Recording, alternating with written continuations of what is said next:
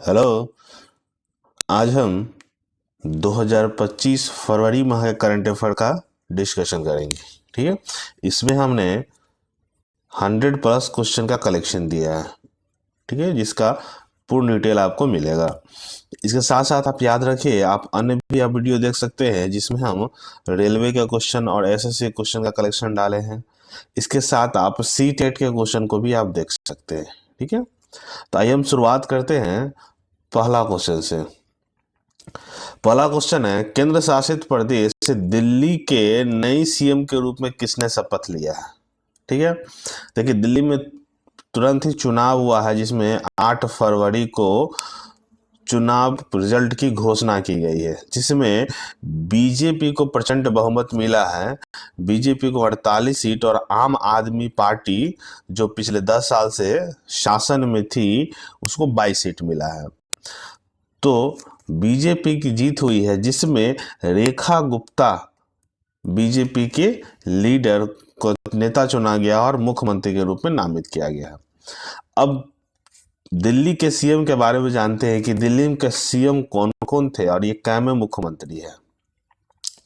देखिए, अगर बात करें तो पहला मुख्यमंत्री, उनका नाम चौधरी ब्रह्म प्रकाश यादव थे, जो 17 मार्च 1952 से 1955 तक थे, और ये किसके थे? भारतीय राष्ट्रीय कांग्रेस के थे। दूसरा मुख्यमंत्री का नाम गुरमुख सिंह निहाल सिंह थे। ठीक है, गुरमुख निहाल सिंह थी। उसके बाद दिल्ली में सीएम का जो था दर्जा खत्म कर दिया गया था।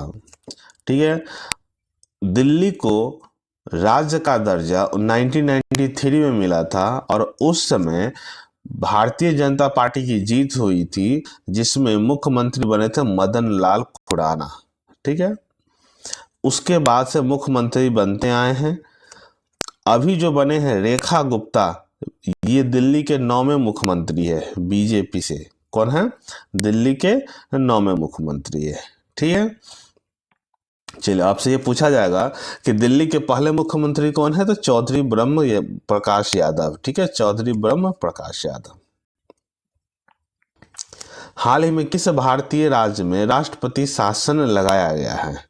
ठीक है, देखिए राज्य की स्थिति गड़बड़ होने पर राज्यपाल के सलाह पर राष्ट्रपति शासन लगता है। ठीक है, राष्ट्रपति लगाते हैं शासन। ठीक है, तो मणिपुर राज्य में राष्ट्रपति शासन लगा है। मणिपुर के मुख्यमंत्री का नाम एन बीरेन सिंह है, जिन्होंने 9 फरवरी को इस्तीफा दे दिया था। और राज्य में जो राष्ट्रपति शासन लगता है वो आर्टिकल 356 के अनुसार लगता है। ठीक है, 356 के अनुसार। और राष्ट्रपति शासन 6 महीने के लिए लगाया जाता है, और आगे बढ़ाकर 3 साल तक भी बढ़ाया जा सकता है। ठीक है, अब राष्ट्रपति शासन लगा क्यों था कि मणिपुर में 2 जनजाति है, एक है कुकी और एक मैतेई जनजाति है। ठीक है, दोनों के बीच लड़ाई हो गई थी, जिसको हम बोल सकते हैं दोनों के बीच आंदोलन हो गया था, एक दूसरे के प्रति आंदोलन हो गया था। एक हिंदू से आते हैं और एक ईसाई से आते हैं। तो इस दोनों के कारण मणिपुर में दंगे की स्थिति उत्पन्न हो गई थी, जिसके कारण राष्ट्रपति शासन लगाया गया। ठीक है, अगला क्वेश्चन, आगामी एयर शो 2025 का आयोजन कहाँ किया जाएगा? ठीक है, देखिए एयर शो का आयोजन आपको किया जा रहा है, 4 ऑप्शन है, पटना, जयपुर, बेंगलुरु और चेन्नई। ठीक है, तो ये आपको एयर शो किया जा रहा है कर्नाटक के राजधानी बेंगलुरु में। ठीक है, कर्नाटक के राजधानी बेंगलुरु में यलहंका एयरफोर्स स्टेशन पर। कहाँ, कब से कब तक? 13 से 17 फरवरी तक किया गया है। ठीक है, 13 से 17 फरवरी तक बेंगलुरु के यलहंका एयरफोर्स कैंप पे किया गया था। ठीक है, कहाँ किया गया था? बेंगलुरु के यलहंका एयरफोर्स कैंप में। बिहार में मखाना तेजी से बढ़ावा देने के लिए किस बोर्ड की स्थापना की गई है? ठीक है, देखिए बिहार में इस बार बजट के दरमियान मखाना बोर्ड की स्थापना की गई। याद रखिएगा, बहुत महत्वपूर्ण है, मखाना बोर्ड की स्थापना की गई है। अब मखाना बोर्ड के बारे में क्या है, इसके बारे में हम थोड़ा पढ़ लेते हैं। केंद्रीय मंत्री निर्मला सीतारमण ने 1 फरवरी 2025 को बिहार में मखाना बोर्ड की स्थापना की गई। ठीक है, यह बोर्ड मखाना उत्पादन, प्रसंस्करण, मूल्य संवर्धन और विपणन को बढ़ावा देगा। ये बहुत महत्वपूर्ण क्वेश्चन है। यह मखाना किसानों को प्रशिक्षण और सरकारी योजनाओं को लाभ दिलाने की भी सहायता करेगा। मतलब मखाना बोर्ड के इतने कार्य होंगे। मखाना बोर्ड को हम क्या बोलते हैं? उसको फॉक्स नट्स भी बोलते हैं, यूरियाले फेरॉक्स बोलते हैं, कमल के बीज, गार्गन नट्स और फूल मखाना के नाम से जाना था। इतने नाम से जाना था। ये यूरियाले फेरॉक्स ये प्रजाति है इनके। ये एक जलीय फसल है, निम्फेसी परिवार से संबंधित रखते हैं। याद रखिएगा, निम्फेसी परिवार से। मुख्य रूप से गर्म और उष्णकटिबंधीय, उपोष्णकटिबंधीय जलवायु में अच्छी तरह पनपता है। बिहार मखाना उत्पादन का लगभग 90% योगदान करता है। मतलब भारत में जितने भी मखाना होते हैं उसमें 90% बिहार में उत्पादन होता है। अगर एरिया की बात करें तो 15,000 हेक्टेयर में इसका उत्पादन किया जाता है। मुख्य रूप से ये दरभंगा में उपज की जाती है। ठीक है, अन्य जिलों में उसकी संख्या कम है। तो दरभंगा, मधुबनी, पूर्णिया, कटिहार, सहरसा, सुपौल, अररिया, किशनगंज और सीतामढ़ी। ठीक है, तो दरभंगा में ही मखाना बोर्ड की स्थापना की जाएगी। ठीक है ना। चलिए, भारत के पहले open air art wall museum का उद्घाटन कहाँ किया गया है? ठीक है, देखिए, open air art wall museum का जो उद्घाटन किया गया है, 4 ऑप्शन दिया गया, हैदराबाद, चेन्नई, नई दिल्ली और कोलकाता। देखिए, इसकी स्थापना जो की गई है वह स्थापना की गई है नई दिल्ली में। ठीक है, नई दिल्ली में एक जगह जिसका नाम है मौसम भवन, मौसम भवन में इसका उद्घाटन किया गया है। ठीक है, इसकी स्थापना किस उद्देश्य से की गई है कि देखिए, यह भारत मौसम विज्ञान, जिसको हम IND हम बोलते हैं, उसके 150 साल के जर्नी को यह दर्शाता है। ठीक है, उसके जर्नी को दर्शाता है। मतलब इसे दिल्ली के स्ट्रीट आर्ट के सहयोग से इसको बनाया गया है, स्ट्रीट आर्ट के सहयोग से बनाया गया है। तो नई दिल्ली में ओपन एयर आर्ट म्यूजियम किस पर आधारित है? मौसम विज्ञान पर आधारित है। ठीक है, मौसम विज्ञान पर। आए क्वेश्चन, प्रधानमंत्री नरेंद्र मोदी ने 5 जनवरी 2025 को दिल्ली में कितने किलोमीटर लंबे नमो भारत कॉरिडोर की उद्घाटन किया? ठीक है, देखिए, नमो भारत का तत्काल में तो 13 किलोमीटर के उद्घाटन किया था। ठीक है, लेकिन इसका प्रस्ताव कितना है? तो ये लगभग 84 किलोमीटर तक बनाया जाना है। ठीक है, 84 किलोमीटर तक। कहाँ से कहाँ तक? ये दिल्ली के जंगपुर एक जगह है, जंगपुर से मेरठ के मोदीपुरम तक बनाया जाएगा। ठीक है, कहाँ तक? दिल्ली के जंगपुरा से मेरठ के मोदीपुरम तक। ठीक है, मतलब दिल्ली से यूपी के बीच बनाया जाएगा। लगभग 84 किलोमीटर की दूरी तय की जाएगी। ठीक है ना। चलिए, अगला क्वेश्चन, लोकसभा अध्यक्ष ओम बिरला ने संसद में कितने भाषाओं के अनुवाद विस्तार की घोषणा की है? देखिए, वर्तमान में लोकसभा में जो भी वार्तालाप होती है उसको 10 भाषाओं में अनुवादित किया जाता है। ठीक है, अब 6 और भाषा को जोड़ दिया है। ठीक है, 6 और भाषा कौन है? आपका है एक बोडो, एक है डोंगरी, एक है मैथिली, फिर है मणिपुरी, फिर है आपका उर्दू और आपका संस्कृत। मतलब इस 6 भाषाओं को जोड़ा गया। तो अब कितने भाषाओं में अनुवाद किया जाएगा? 16 भाषाओं में। कौन को जोड़ा है? बोडो, डोंगरी, मैथिली, मणिपुरी, उर्दू और संस्कृत, ये 6 भाषा को जोड़ा गया। और जो टारगेट है, जो लक्ष्य है, वो 22 भाषा तक ले जाना है। ठीक है, जितने भी हमारे 8वें भाग में दिया हुआ है उसमें 22 सूची में तक आपको करना है। केंद्रीय मंत्री सर्बानंद सोनोवाल ने हाल ही में किस नदी पर अंतर्देशीय जल मार्ग टर्मिनल का उद्घाटन किया? ठीक है, देखिए, केंद्रीय मंत्री ने जल मार्ग के लिए 4 ऑप्शन दिया हुआ, यमुना, कावेरी, गंगा, ब्रह्मपुत्र। ठीक है, तो ये सही ऑप्शन आपका हो जाएगा ब्रह्मपुत्र। ब्रह्मपुत्र ही जल मार्ग टर्मिनल का उद्घाटन किया है। ठीक है, ये है कहाँ? ये असम राज्य में स्थित है। एक जगह है जिसका नाम है जोगी घोपा। ठीक है ना, जोगी घोपा में अंतर्देशीय जलमार्ग टर्मिनल का उद्घाटन किया गया है। ठीक है, इसका उससे फायदा भूटान, भारत और म्यांमार तीनों को होने जा रहा है, ठीक है ना। वो तीनों को, इसकी लागत की अगर बात करें तो ये कितना है, 82 करोड़ में इसको बनाया गया है। अगला क्वेश्चन, ब्लूमबर्ग को की एशिया की सबसे अमीर परिवारों की सूची में कौन शीर्ष पर है, ठीक है। एशिया के सबसे अगर धनी की बात करें तो कौन है, तो सबसे धनी की अगर हम बात करें तो ये कौन हो जाएगा, मुकेश अंबानी, रिलायंस फैमिली जिसको बोल सकते हैं, ठीक है। मुकेश अंबानी, जिसकी पारिवारिक टोटल अगर संपत्ति बोले तो 79.3 बिलियन डॉलर है, ठीक है। दूसरे स्थान पर डीजे आर्लिम है, ये वियतनाम इंडोनेशिया के है, ठीक है ना। तो पहले स्थान पर भारत के मुकेश अंबानी परिवार है, ठीक है। अगला क्वेश्चन, हाइब्रिड मोड में वाटर शेड यात्रा का शुभारंभ किसने किया है, ठीक है। देखिए वाटर शेड जो है, इसका मुख्य उद्देश्य जल और मिट्टी जो मृदा संरक्षण के लिए की जाने वाली एक जागरूकता अभियान है, ठीक है। जल का बचाव और मिट्टी का संरक्षण, और ये किया गया है जल एवं मृदा मंत्रालय कौन है आपका, शिवराज जी चौहान, ठीक है। एमपी के पूर्व मुख्यमंत्री है शिवराज सिंह चौहान की। अगला, हाल ही में किस शहर में NSDC इंटरनेशनल अकादमी का उद्घाटन किया गया, ठीक है। तो NSDC का फुल फॉर्म क्या होता है, national skill development corporation, national skill development corporation. इसका उद्घाटन का उद्देश्य क्या होता है कि यह रोजगार के लिए प्रशिक्षण देता है और रोजगार का अवसर प्रदान करने की सुविधा देता है। तो इसका जो उद्घाटन किया गया है वो किया गया है कहाँ, आपका ग्रेटर नोएडा। ग्रेटर नोएडा कहाँ पड़ता है आपका, यूपी में, ठीक है। यूपी के ग्रेटर नोएडा में नेशनल स्किल डेवलपमेंट कॉरपोरेशन का उद्घाटन किया गया।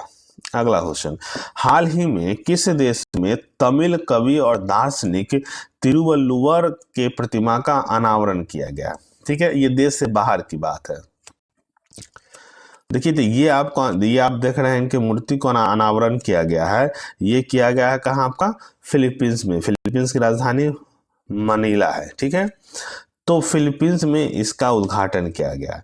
फिलीपींस में एक जगह है जिसका नाम है आपका सेबू के गुल्लास कॉलेज ऑफ मेडिसिन में। सेबू में ही एक कॉलेज है जिनका नाम है गुल्लास मेडिसिन कॉलेज, ठीक है। वहां पर तमिल एवं दार्शनिक तिरुवल्लुवर की प्रतिमा का अनावरण किया गया। अब इसके बारे में पढ़ लेते हैं क्योंकि महत्वपूर्ण है, विदेश में भारतीय दार्शनिक का जो मूर्ति बना है उसके बारे में।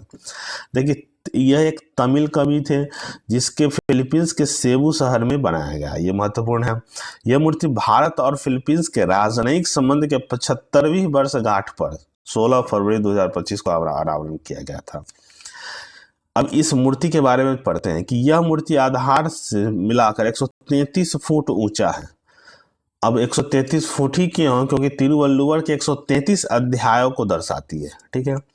मूर्ति का आधार 38 फीट ऊंचा है जो कुरल के पहले भाग सदाचार के 38 अध्यायों को दर्शाता है।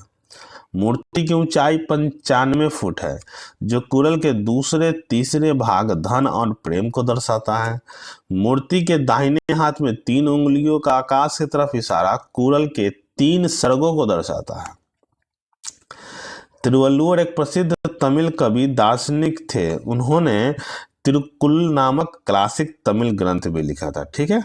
चलिए ये इसमें सब का सब आपका इंपॉर्टेंट है, लेकिन मुख्य रूप से याद रखिएगा कितना फीट ऊंचाई पर वो बना है, वो 133 फीट ऊंचा बना हुआ और आधार आपका 38 फीट का है, ठीक है। चलिए अगला क्वेश्चन, हाल ही में ओपेक में कौन सा देश शामिल हो गए, ठीक है। देखिए ओपेक की अगर हम बात करें तो ओपेक पूरे विश्व में तेल उत्पादक जो टॉप 10 कंट्री है उसका एक संगठन है, ठीक है ना। और इसमें शामिल होने वाले देश का नाम क्या है, ब्राजील। ब्राजील मुख्य रूप से नए देश इसमें शामिल होगा।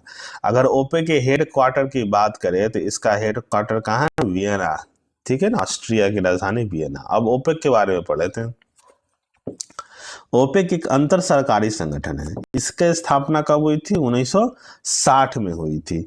यह 22 तेल निर्यातक देशों का समूह है जो विश्व बाजार में कितना कच्चा तेल बेचना है ये तय करने के लिए नियमित रूप से बैठक करते हैं। मतलब मूल रूप से कहा जाए तो विश्व में तेल व्यापार को नियंत्रित करते हैं। ठीक है, मतलब कहा जाए कि पूरे विश्व का 50% तेल यही 10 देश उत्पादन करते हैं। ठीक है, इस संगठन का मुख्य मकसद वैश्विक तेल बाजार में आपूर्ति का नियंत्रण करना है। ओपेक प्लस के जरिए तेल उत्पादक स्तर को मैनेज किया जाता है और कीमतों को अस्थिर किया जाता है, मतलब इसी 10 देश के द्वारा कंट्रोल किया जाता है। भारत कच्चे तेल का दुनिया में तीसरा सबसे बड़ा आयातक देश है, मतलब पूरे विश्व में तीसरा सबसे आयातक देश कौन सा है आपका? भारत है। ठीक है, ओपेक प्लस की स्थापना कब हुई थी? 1960 में, ये याद रखिएगा। हाल ही में यूके में मानद नाइटहुड की उपाधि से किसे सम्मानित किया गया? देखिए, यूनाइटेड किंगडम के द्वारा जनता को विशेष उपलब्धि के आधार पर नाइटहुड की उपाधि दी जाती है। ठीक है, और ये दिया गया है टाटा के अध्यक्ष एन चंद्रशेखरन को। किसको दिया गया है? एन चंद्रशेखरन को दिया गया। क्यों दे दिया गया? ये भारत और यूके के संबंध के मजबूती के योगदान के लिए इनको दिया गया था। अगर टाटा की बात करें तो रतन टाटा की मृत्यु के बाद उसके जो सीईओ बने वो कौन बने हैं? नवल टाटा। ठीक है, याद रखिएगा, नवल टाटा नए बने हैं। अमेरिका के बाद हाल ही में किसने WHO से बाहर आने की घोषणा की है? ठीक है, WHO से बाहर आने की घोषणा किया जब, अगर वर्ल्ड हेल्थ ऑर्गेनाइजेशन, इसकी बात हम करें तो इसकी स्थापना कब हुई थी? 7 अप्रैल 1948 को इसकी स्थापना हुई थी। हेडक्वार्टर कहाँ है इसका? हेडक्वार्टर इसका जनेवा में, ठीक है ना। और जनेवा कहाँ की राजधानी है? स्विट्जरलैंड की राजधानी है। WHO बाहर आने की घोषणा सबसे पहले अमेरिका ने की है, उसके बाद ये किसने की है? अर्जेंटीना ने की है। कारण क्या बताया है कि कोविड-19 के दौरान WHO के नीतियों के मतभेद के कारण अर्जेंटीना इस समूह से बाहर आने की घोषणा की है। ठीक है, चलिए आगे। किस देश ने सरकार ने माउंट एवरेस्ट सहित अन्य पर्वत चोटियों पर अकेले चढ़ाई करने पर रोक लगा दी है? ठीक है, देखिए माउंट एवरेस्ट की अगर बात करें तो मुख्य रूप से ये कहाँ है आपका? नेपाल में है। ठीक है, तो नेपाल में क्या बोला गया कि 8000 फुट मीटर से ज्यादा की ऊंचाई पर चढ़ने वालों को अकेले नहीं चढ़ सकता। अकेले पर वो क्या कर दिया है? प्रतिबंध लगा दिया है। उन्होंने सूचना निकाली है तो कम से कम 2 व्यक्ति चढ़ाई करेंगे और प्लस उसके साथ एक ऊंचाई पर्यवेक्षक या गार्ड उसके साथ होंगे। ठीक है, मतलब 2 + 1 कम से कम 3 व्यक्ति ही एक साथ ऊंचाई में चढ़ाई कर सकते हैं। ठीक है, इसके साथ जो विदेशी लोग इसमें चढ़ाई करेंगे उसके लिए कम से कम $15,000 का शुल्क देना पड़ेगा, पर्यावरण शुल्क। ठीक है, चलिए, मतलब नेपाल ने अपने देश में अकेले चढ़ाई पर रोक लगा दी है। आगे, दक्षिणी गोलार्ध के सबसे बड़े हिंदू मंदिर का उद्घाटन किस देश में किया गया? ठीक है, देखिए दक्षिणी गोलार्ध की अगर हम बात करें तो दक्षिणी गोलार्ध में सबसे बड़ा मंदिर, इस मंदिर को हम कहते हैं बैप्स, BAPS, बैप्स मतलब बोचरवासी अक्षर पुरुषोत्तम स्वामी नारायण मंदिर इसका नाम है। ठीक है, ये कहाँ है? ये आपके दक्षिण अफ्रीका के जोहान्सबर्ग में बनाया गया है। ठीक है ना, दक्षिणी गोलार्ध का सबसे बड़ा, चूंकि भारत उत्तरी गोलार्ध में है। ठीक है, चलिए अगला क्वेश्चन। यहूदी विरोधी घटनाओं में वृद्धि से निपटने के लिए सख्त घृणा विरोधी अपराध कानून किस देश में पारित किया गया? देखिए, वर्तमान में हमास और इजराइल के बीच युद्ध चल रहा था। ठीक है, हमास मुस्लिम मेजोरिटी का कंट्री है और इजराइल यहूदी मेजोरिटी देश है। तो विश्व में बहुत जगह यहूदी के खिलाफ बहुत घटनाएं हो रही थी, जिसमें ऑस्ट्रेलिया ने इसके विरुद्ध एक नियम बनाया है। ठीक है, अगर यहूदी के खिलाफ कुछ होता है तो कुछ घटनाएं होती है तो 12 महीने तक जेल की सजा की प्रावधान किया गया, और इसके विरुद्ध अगर आतंकवादी घटनाएं होती है तो इसको बढ़ाकर 6 साल तक कर दिया जा सकता है। ठीक है, चलिए, तो ऑस्ट्रेलिया में यहूदी विरोधी आपराधिक कानून को पारित किया गया। अमेरिका के United state agency for international development, जिसको यूसेड बोला जाता है, किस देश में सभी सहायता कार्यक्रम को निलंबित कर दिया है? ठीक है, देखिए यूसेड जो है, जो अमेरिका की एक गैर संस्था है, ये विभिन्न देशों में गरीबी और बेरोजगारी या उसकी व्यवस्था से लड़ने के लिए अनुदान देते हैं। ठीक है, तो वर्तमान में जो बांग्लादेश है, इसको देना था 21 मिलियन डॉलर की सहायता देना था, जिसे ट्रंप सरकार ने रोक दिया है। ठीक है, बोला कि अब इसे नहीं दिया जाएगा। ठीक है ना, इसका कारण क्या है कि इसका यूज अमानवीय व्यवस्था में हो रहा था। अब यूसेट के बारे में थोड़ा पढ़ लेते हैं, ये महत्वपूर्ण है क्योंकि चर्चा में आई थी। देखिए, ये अमेरिकी सरकार के अंतर्राष्ट्रीय मानवीय विकास सहायता एजेंसी है, जो संघर्षरत देशों और अन्य रणनीति के रूप में महत्वपूर्ण देशों के गरीबी, बीमारी एवं अन्य संकटों को कम करने के लिए सहायता करती है। स्थापना 1961 ईस्वी में हुई थी। उस समय के राष्ट्रपति जॉन एफ कैनेडी द्वारा किया गया था। ठीक है, शीत युद्ध के कारण, इसका रीजन क्या था? शीत युद्ध के दौरान सोवियत प्रभाव के मुकाबला करना और विभिन्न देशों विदेशी सहायता कार्यक्रम चलाना था। ठीक है, अमेरिका द्वारा प्रदत्त विदेशी सहायता, विकास सहायता, मानवीय सहायता और सुरक्षा निधि पूरे अमेरिकी संघीय बजट का केवल 1% होता है। मतलब जितना भी बजट होता है उसका 1% यूसेड एजेंसी के लिए रखा जाता है। अमेरिका में ट्रंप प्रशासन ने अंतर्राष्ट्रीय विकास के लिए संयुक्त राज्य एजेंसी, अमेरिकी एजेंसी यूसेड संस्था का अमेरिकी विदेश विभाग में विलय करने का भी निर्णय लिया। अब इसका विलय अमेरिकी विदेश विभाग में भी कर दिया जाएगा। ठीक है, तो किस देश को प्रतिबंधित किया है देने से, ऐड देने से? तो वो था बांग्लादेश। 20 फरवरी 2025 में महत्वपूर्ण खनिजों में सहयोग को बढ़ावा देने के लिए किन 2 देशों ने ट्रस्ट का पहल किया गया? ठीक है, तो देखिए फरवरी 2025 में भारत और यूएसए ने, ठीक है ना, जैसे कि लिथियम और अन्य तत्व जो पृथ्वी पर अवेलेबल है, महत्वपूर्ण है, उसको बढ़ावा देने के लिए भारत और यूएसए ने सहयोग किया है। ठीक है, चलिए अगला क्वेश्चन। फरवरी 2025 में भूकंप झुंड के कारण किस देश को आपातकाल की स्थिति में रखा गया है? देखिए भूकंप झुंड है क्या? देखिए समुद्र में, याद रखिएगा, समुद्र में एक साथ हजारों भूकंप आते हैं और एक ही तरह के भूकंप आते हैं, तो उसे भूकंप झुंड कहा जाता है। ठीक है, और समुद्र तटीय देश उससे बहुत प्रभावित होते हैं। ठीक है ना, तो हाल ही में ग्रीस के समुद्री तटीय पर 1000+ ऐसे भूकंप आए। ठीक है ना, एक ही तरह की तीव्रता का भूकंप आया, जिससे देश ने कुछ राज्यों में आपातकाल की घोषणा कर दी है। ठीक है ना, अगर हम ग्रीस की बात करें तो ग्रीस की राजधानी कहाँ? ग्रीस की राजधानी आपका एथेंस है और इसकी मुद्रा क्या है? आपका यूरो है। याद रखिएगा, ग्रीस की राजधानी एथेंस और मुद्रा यूरो है। ठीक है, चलिए अगला क्वेश्चन। किस देश ने हाल ही में ऑपरेशन डेविल हंट शुरू किया है? ठीक है, देखिए ये जो डेविल हंट शुरू किया गया है, ये शुरू किया गया है किसके द्वारा? बांग्लादेश के द्वारा।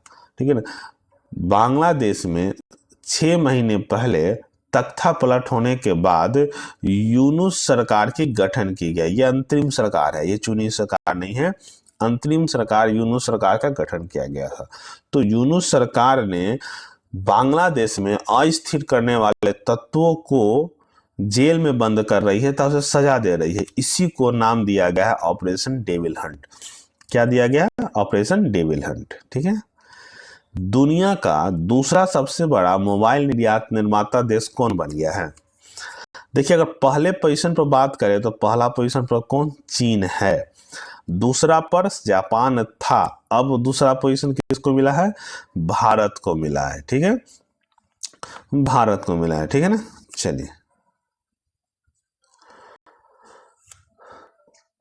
सोगे गेलई मिसेज वर्ल्ड 2025, ये जिम्बाब्वे की है। याद रखिएगा कि खिताब जीतने वाली कौन सी अश्वेत महिला बन गई है। ठीक है, देखिए अगर पहली अश्वेत महिला की बात करें तो ये आपका ब्राजील की थी, 2016 में बनी थी। ठीक है, उनका नाम कैंडिस अब्राहम था। ठीक है, और ये जो बनी है ये कौन सी है, आपका दूसरी महिला है, तसेगो गेलाई मिसेज। ये जिम्बाब्वे की है जो मिस वर्ल्ड बनी है 2025 में। ठीक है, अगला क्वेश्चन, असम के मुख्यमंत्री ने किस शहर को राज्य की दूसरी राजधानी बनाने की घोषणा की है। देखिए अगर पहली राजधानी की बात करें तो उसका नाम असम की राजधानी दिसपुर है। ठीक है, अगर दूसरी की बात करें तो वो बनाया जाएगा डिब्रूगढ़ का। ठीक है ना, और ये अगले 3 साल में इसका विकास किया जाएगा, विधानसभा आदि बनाई जाएगी। असम को का दूसरा राजधानी किसे बनाएगा, डिब्रूगढ़ को। ठीक है, अगला क्वेश्चन, विधानसभा में अनुवाद प्रणाली लागू करने वाला भारत का पहला राज्य कौन सा बना है। ठीक है, देखिए विधानसभा में जो भी पारित होती है, बहस होता है, उसका अनुवाद किया जाता है। जैसे कि लोकसभा में 16 भाषा में अनुवाद किया जाता है, उसी तरह उत्तर प्रदेश सरकार ने 5 भाषा में अनुवाद करने की घोषणा की है, जिसमें पहली भाषा आपका अवधी है, दूसरी भाषा आपका ब्रज है, तीसरी भाषा भोजपुरी है, चौथी भाषा बुंदेलखंडी है, और 5वीं भाषा कौन है, आपका अंग्रेजी है। ठीक है, तो ये 5 भाषा में इसको ट्रांसलेट किया जाएगा, अवधी, ब्रज, भोजपुरी, बुंदेलखंडी और अंग्रेजी। इस 5 भाषा में विधानसभा में जो भी कार्यकाल होगा उसका अनुवाद किया जाएगा। हाल ही में किस राज्य को आधिकारिक तौर पर नक्सल मुक्त घोषित किया गया है। ठीक है, तो ऑप्शन है छत्तीसगढ़, झारखंड, उड़ीसा और कर्नाटक। तो सही आपका ऑप्शन हो जाएगा कर्नाटक। कर्नाटक राज्य ने आधिकारिक रूप से नक्सल मुक्त घोषित किया है। ठीक है, अगला क्वेश्चन, भारतीय सेना ने पूर्वी कमान के मुख्यालय फोर्ट विलियम का नाम बदलकर क्या रखा है। ठीक है, देखिए फोर्ट विलियम तो कोलकाता में है। ठीक है ना, इसकी बहुत सारी कहानियां हैं, वो हम आगे पढ़ेंगे। इसका जो नया नाम रखा है उसका नाम क्या है, विजय दुर्ग। ठीक है ना, विजय दुर्ग। अब इसे बनाया कब गया था इसके बारे में पढ़ लीजिए, क्वेश्चन बहुत आते हैं इससे। देखिए फोर्ट विलियम कोलकाता, पश्चिम बंगाल, भारत में एक ब्रिटिश किला था। ठीक है ना, इसका नाम इंग्लैंड के राजा विलियम तृतीय के नाम पर रखा गया था, बहुत महत्वपूर्ण है। इसे 1696 ईस्वी में इंग्लिश ईस्ट इंडिया कंपनी द्वारा बनाया गया था, 1996 ईस्वी में। ठीक है, और यह ब्रिटिश शासन के दौरान प्रमुख सैन्य किला था। अब इसके बारे में आगे पढ़ते हैं कि 1756 में बंगाल के नवाब सिराजुद्दौला ने इस किले पर हमला कर दिया था। ठीक है, और 57 में कलकत्ता को पुनः प्राप्त करने के बाद दक्षिण में एक नया किला बनाया गया जो 1773 में पूरा हुआ। ठीक है, किले का आंतरिक गार्ड रूम कलकत्ता का ब्लैक होल था। अब ये ब्लैक होल बहुत बार पूछा जाता है, ब्लैक होल की घटनाएं क्या है। देखिए ये एक हॉल है जिसकी लंबाई 14 × 18 फीट का है मात्र। तो सिराजुद्दौला ने 46 अंग्रेजों को कैद कर एक ही रूम में डाल दिया था, जिसमें सफोकेशन से 130 अंग्रेजों की मृत्यु हो गई थी। और इसी घटना को हम क्या बोलते हैं, ब्लैक होल की घटना बोलते हैं। ठीक है, अभी वर्तमान में यह भारतीय सेना का पूर्वी कमान का मुख्यालय है। ठीक है ना, यह एक रणनीतिक सैन्य क्षेत्र है, इसीलिए नागरिकों को इसमें प्रवेश की अनुमति नहीं है। किले का नाम बदलकर विजय दुर्ग कर दिया गया तथा किले के अन्य हिस्सों का भी नाम बदल दिया गया है। मतलब जो फोर्ट विलियम था अब उसका नाम बदलकर हो गया विजय दुर्ग। और इसमें महत्वपूर्ण घटना हुई थी, याद रखिएगा, 1756 या 57 जो कहिए, 1757 ईस्वी में ब्लैक होल की घटना हुई थी। याद रखिएगा 1756 ईस्वी में ब्लैक होल की घटना हुई थी। किस राज्य ने हाल ही में विनियमित भांग की खेती के लिए पायलट अध्ययन की मंजूरी दी थी। ठीक है, देखिए भांग की जो खेती है उसके लिए मंजूरी देने का उद्देश्य इसके औषधीय गुणों के कारण है। ठीक है ना, और ये दिया गया था किसके द्वारा, हिमाचल प्रदेश के द्वारा। ठीक है, इसके औषधीय और औद्योगिक अनुप्रयोग को देखते हुए इसकी अनुमति दी गई है। अगला, हाल ही में किस राज्य सरकार ने धार्मिक स्थलों पर शराब की बिक्री पर प्रतिबंध लगा दिया है? ठीक है, देखिए शराब पर जो प्रतिबंध लगाया है वो राज्य का नाम क्या है? एमपी। मध्य प्रदेश के मुख्यमंत्री मोहन यादव जी ने राज्य के लगभग 17 धार्मिक स्थलों के निकट शराब बिक्री पर प्रतिबंध लगा दिया है। ठीक है, चलिए अगला क्वेश्चन, कौन सा राज्य भासिनी के साथ समझौता ज्ञापन पर हस्ताक्षर करने वाला पूर्वोत्तर राज्य बन गया, पहला पूर्वोत्तर राज्य बन गया? देखिए भासनी एक ऐप प्लेटफॉर्म है, ठीक है, जिसमें लगभग 22 भाषाओं के बारे में जानकारी मिलती है। ठीक है ना, तो क्षेत्रीय जानकारी को बढ़ावा देने के लिए त्रिपुरा राज्य ने भासनी के साथ एक समझौता किया है। ठीक है, कौन सा राज्य है? त्रिपुरा पहला राज्य बना है जो भासनी के साथ समझौता किया है। किस विधानसभा में धर्मांतरण विरोधी विधेयक पेश किया गया है? देखिए धर्मांतरण विरोधी क्या है कि जबरन धर्म परिवर्तन या बिना सूचना दिए हुए इंटर रिलीजन शादी करने पर प्रतिबंध लगा दिया है। अगर किसी को दूसरे धर्म में अगर शादी करना है तो लगभग 60 दिन पहले इसकी सूचना देनी होगी। ठीक है, और अगर जो जबरन धर्म परिवर्तन करवाता है उसे गैर जमानती अपराध माना जाएगा, उसको जमानत नहीं मिलेगी। ठीक है ना, उसके अंदर और उसे 10 साल तक सजा का प्रावधान किया गया। और ये किस सरकार के द्वारा किया गया है? राजस्थान सरकार के द्वारा। ठीक है, राजस्थान सरकार के द्वारा। किस संगठन ने कल्पना कीजिए ऐसी दुनिया में जहां विज्ञान में अधिक महिलाओं हो अभियान शुरू किया? किसके द्वारा शुरू किया गया? ठीक है, ये बहुत महत्वपूर्ण है। ये शुरू किया गया है किसके द्वारा? यूनेस्को के द्वारा। ठीक है, और ये शुरुआत सबसे पहली बार कब हुआ था? ये हुआ था 11 फरवरी 2015 को। ठीक है, मतलब विज्ञान में महिलाओं को भागीदारी बढ़ाने के लिए इसकी शुरुआत की गई थी। ठीक है, कहने का मतलब ये है कि विश्व में स्टेम संस्था में, स्टेम का मतलब होता है science, technology, engineering and mathematics, इसमें महिलाओं की भागीदारी पूरे विश्व में मात्र 10% है। तो इसको बढ़ाने के लिए इस योजना की शुरुआत या अभियान की शुरुआत की गई थी। किसके द्वारा? यूनेस्को के द्वारा शुरू की गई। ठीक है, और 10 साल पूरा हो जाने के बाद 2025 में इसकी शुरुआत की गई है। ठीक है ना,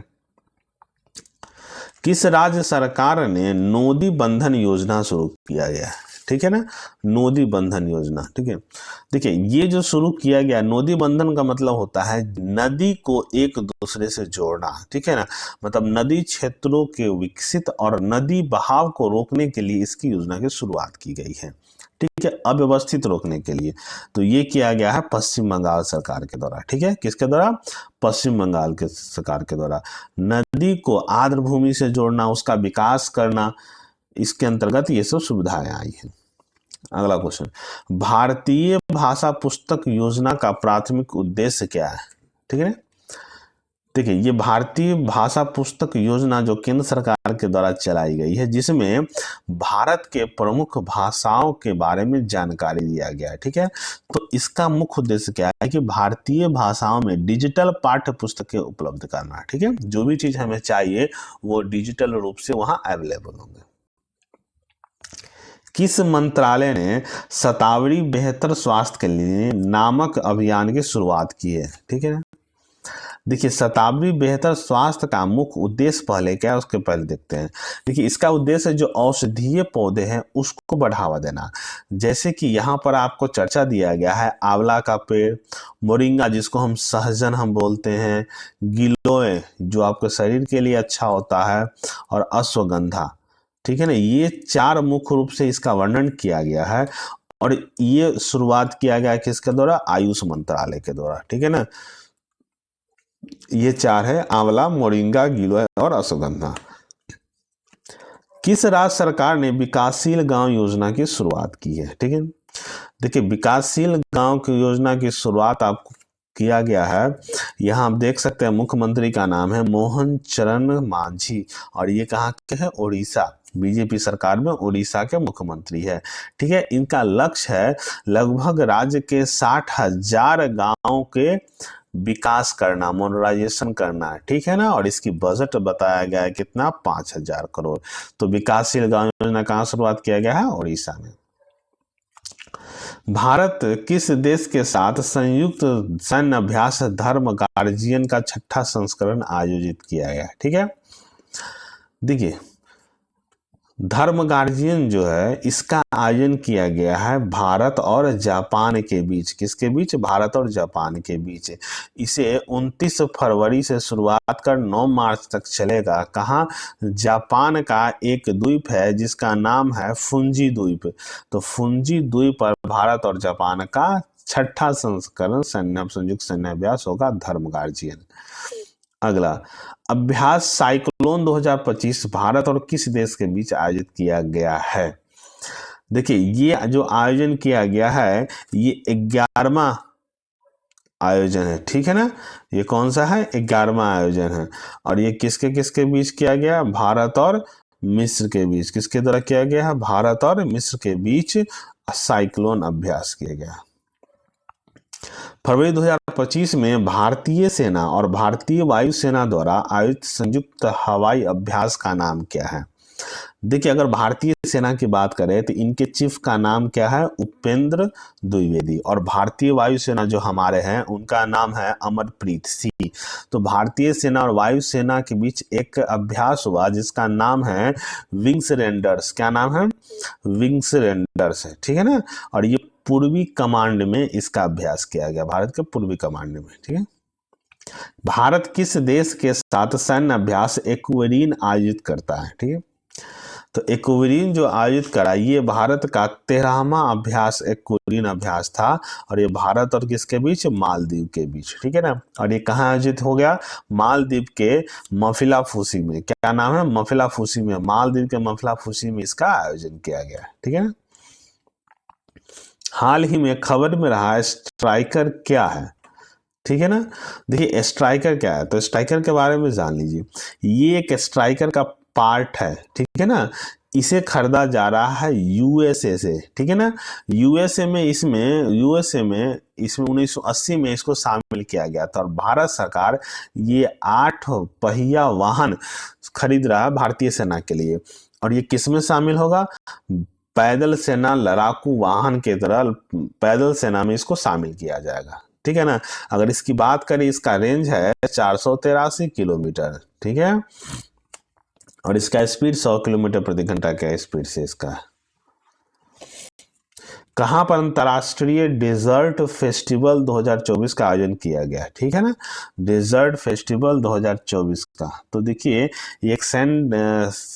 ये आपको आयोजित किया गया है, आप देख सकते हैं जैसलमेर में, ठीक है। कहाँ? राजस्थान के जैसलमेर में इसका आयोजन किया गया, अंतर्राष्ट्रीय डेजर्ट फेस्टिवल 2024। भारत और किर्गिस्तान का 11वां संयुक्त विशेष बल अभ्यास खंजर कहाँ शुरू हुआ? ठीक है, देखिए ये 2024 की बात है ना, 2024 की बात है। ये क्वेश्चन पूछा भी हुआ है। ये शुरुआत ये हुआ है कहाँ पर? आपका हिमाचल प्रदेश में किया गया। भारत और किर्गिस्तान के बीच खंजर, तो आपसे पूछा जाएगा खंजर अभ्यास किसके किसके बीच होता है? तो भारत और किर्गिस्तान के बीच। 45 नंबर, हाल ही में भारत सरकार द्वारा लघु module reactor small module reactor के विकास की घोषित मिशन का नाम क्या है? देखिए सबसे पहली बात तो इसका उपयोग क्या है? ये आता है परमाणु ऊर्जा मिशन के अंतर्गत, ठीक है। इसको शुरुआत इसीलिए किया गया है कि ये एक छोटा परमाणु रिएक्टर है, ठीक है। जैसे बड़ा परमाणु रिएक्टर की बात करें जिसकी कैपेसिटी लगभग 1000 मेगावाट बिजली उत्पादन का होता है, उसी तरह छोटा अगर परमाणु रिएक्टर है उसके उत्पादन की कैपेसिटी कितना है? 300 मेगावाट होता है, ठीक है। ये इसमें लागत कम आती है, ये छोटे कंपनियों में भी लगाया जा सकता है, छोटे शहरों में भी लगाया जा सकता है, ठीक है ना। तो किसके अंतर्गत आते हैं? परमाणु ऊर्जा मिशन के अंतर्गत। 5वीं बहुपक्षीय नौसेना अभ्यास कोमोडो का आयोजन कहाँ किया गया? ठीक है, देखिए अगर कोमोडो की अगर बात करें तो ये आपका आयोजन किया जा रहा है। देखिए इसमें लगभग 39 देश शामिल हैं, ठीक है, जिसमें भारत, यूएसए, चीन, बड़े बड़े देश के नौसेना अभ्यास होंगे। और ये आयोजित कहाँ किया जा रहा है? इंडोनेशिया में। कहाँ आयोजित किया जा रहा है? आपका इंडोनेशिया, मतलब बहुराष्ट्रीय सैन्य नौसेना अभ्यास इसका आयोजन किया जा रहा है, ठीक है। वरिष्ठ भारतीय वैज्ञानिक के लिए अनुसंधान राष्ट्रीय अनुसंधान फाउंडेशन द्वारा शुरू की गई योजना का नाम क्या है? ठीक है, देखिए ये योजना का नाम आपको है जेसी बोस अनुदान योजना। ठीक है, इसको क्यों शुरू किया गया? तो जो हमारे वरिष्ठतम वैज्ञानिक हैं, इंजीनियर्स हैं, उनके योगदान को मान्यता देने के लिए इसकी शुरुआत की गई है। ठीक है, क्या है आपका? जेसी बोस अनुदान योजना। ठीक है, एक्सिओम मिशन, जिसको X4 के नाम से जाना जाता है, पायलट के रूप में किसे नामित किया गया? ठीक है, देखिए ये आपका विंग सन है, उनका नाम है शुभांशु शुक्ला। ठीक है, और X4 क्या है? देखिए ये नासा के सहयोग से, ठीक है ना, नासा के सहयोग से कैनेडी स्पेस सेंटर से 14 दिनों के लिए वैज्ञानिकों को अंतरिक्ष में ले जाया जाएगा। ठीक है, जिसमें भारत के तरफ से जो आपको सैन्य है पायलट के लिए किसको? शुभांशु शुक्ला को चयनित किया गया है। ठीक है, अगला, हाल ही में किस भारतीय अमेरिकी संगीतकार को ग्रैमी पुरस्कार 2025 जीता है? ठीक है, देखिए ग्रैमी पुरस्कार जो है वो संगीत की दुनिया में दिया जाता है। ठीक है, और ये कहाँ पर दिया जाता है? ये यूएसए में दिया जाता है, यूएस के लॉस एंजल्स में। और इसकी शुरुआत कब हुई थी? 1959 में, जिसमें भारतीय, जिनका नाम क्या है? चंद्रिका टंडन, चंद्रिका टंडन को एल्बम त्रिवेणी के लिए, किसके लिए? एल्बम त्रिवेणी के लिए ये अवार्ड दिया गया। अच्छा, ग्रैमी अवार्ड के बारे में और अगर बात करें तो ये आपका ग्रैमी अवार्ड है। ठीक है, 2 फरवरी 2025 को लॉस एंजल्स में crypto.com एरिना में दिया गया है। ठीक है, इसमें ये सारा डिटेल है, आप इसका स्क्रीनशॉट ले सकते हैं और इसको आप आसानी से पढ़ सकते हैं और नोट डाउन कर सकते हैं। ठीक है,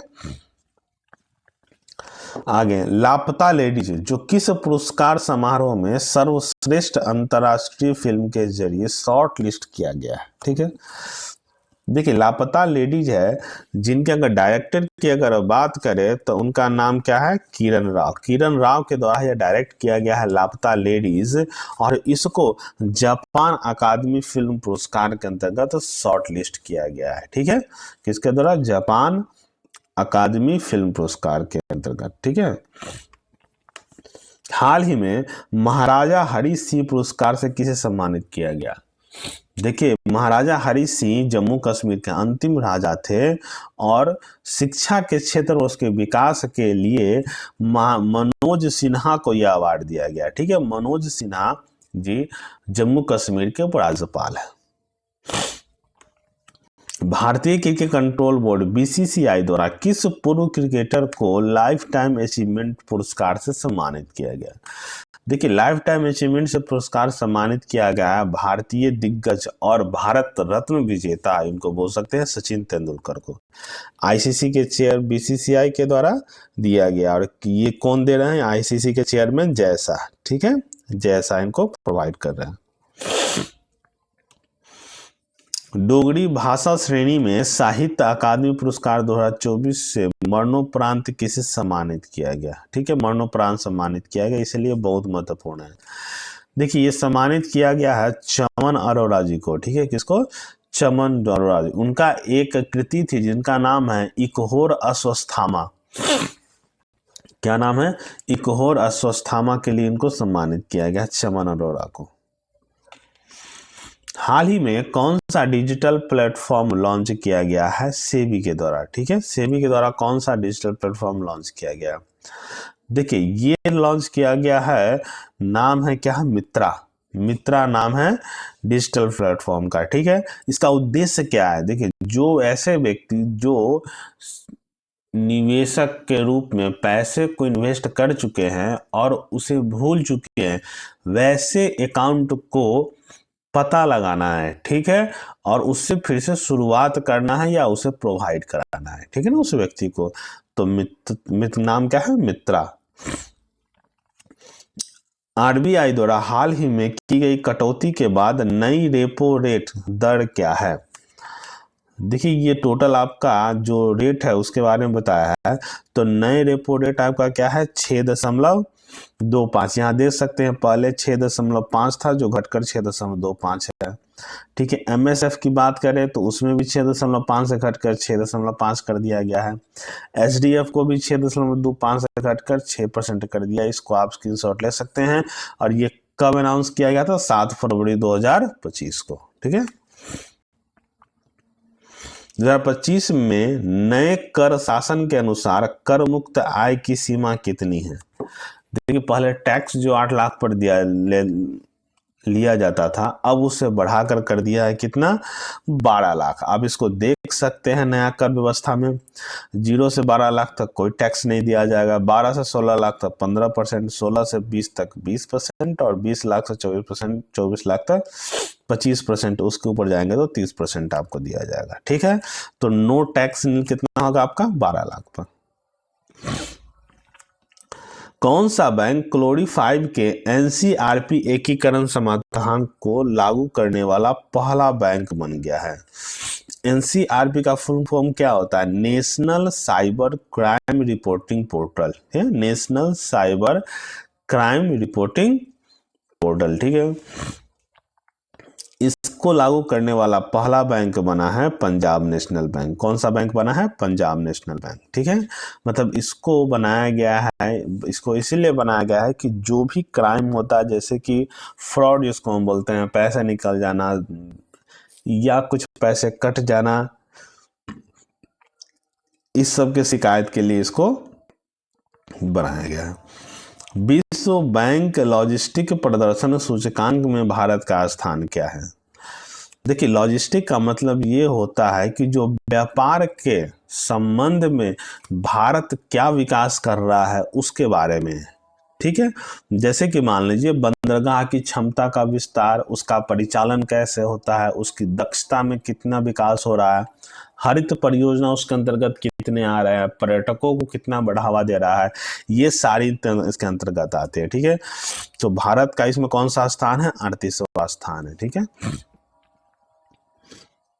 रेल मंत्रालय ने वन स्टॉप समाधान के रूप में कौन सा ऐप लॉन्च किया है? ठीक है, देखिए इसको पायलट प्रोजेक्ट की तरफ शुरुआत किया गया है। ठीक है ना, इसको ट्रायल में, उसका नाम क्या है? Super app. उसका नाम क्या है आपका? Super app. भारतीय हज यात्री को स्वास्थ्य सेवा सहायता प्रदान करने के लिए केंद्र सरकार ने कौन सा ऐप लॉन्च किया है?